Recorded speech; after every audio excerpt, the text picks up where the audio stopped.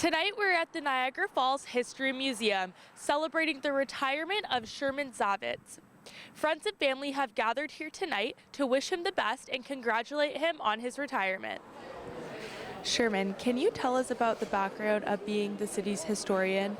Well, it wasn't actually my decision to be the official historian for the city. There had been several other gentlemen in the past who'd had that position, but for a number of years, no one had filled it.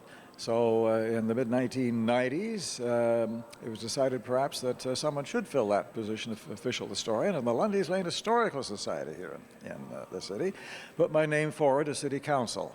And they agreed to the idea and appointed me. So I held the position then for 25 years.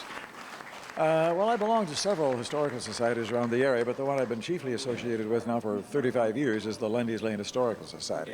I'm a past president of that organization, and still am quite active as well. So yeah, it's been quite a ride with them, and I've enjoyed that. You made a significant impact on the Niagara region. How does that make you feel? Well, it makes me feel very humble and very pleased, certainly, too, that I had some influence, let's say, in promoting the city's history and not only writing about it, but doing walking tours and things of that sort of showing off the city, as it were, and its history in a variety of ways, all of which I hope were somewhat entertaining as well as informative. So it was a real thrill to be able to do that. I understand you led many historic walks in Niagara while also appearing on television and films. How were you able to captivate audiences through your stories? Well, I think we try to tell stories that involve people. I mean, history is essentially people. And if you can tell a story about some event through the words, let's say, of a certain individual who was a part of that event, I think it makes it come alive a lot more. It makes it much more interesting. So that's what I've tried to do in many instances. I told a story of some event through the words, let's say, of the individual who was actually involved. Do you have a fascinating historic fact for our Cogeco viewers? A fascinating fact. Well, gee, I don't know. There are a lot of fascinating facts, I suppose. One story that always has intrigued me is the story of Father Louis Hennepin, who on December the 7th, 1678 became, so far as we know, the first European to see the Falls of Niagara.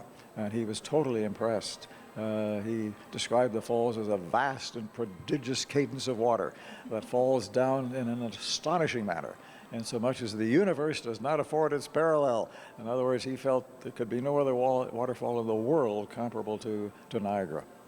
What would you consider to be the highlight of your career? Well, that's a hard one to answer, but many highlights. I think one of the highlights has to be this evening here at my retirement. To have this kind of attention paid to me in such a thorough, beautiful, amazing, incredible, memorable way is just blowing me away. So I guess this has to be the highlight, really. This retirement is extraordinary.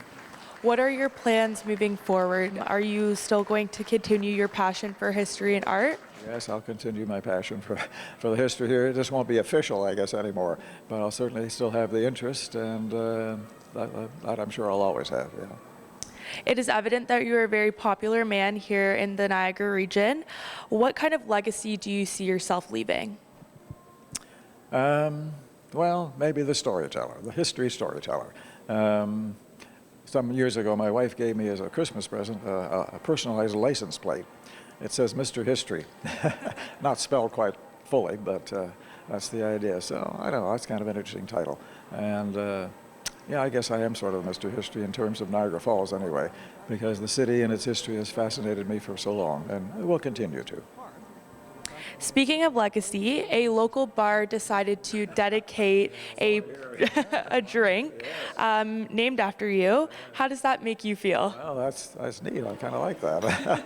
I haven't had one exactly, but yeah, I think that's kind of a nice idea, I suppose. And people who have a Sherman, as I guess it's called, I hope they'll enjoy it.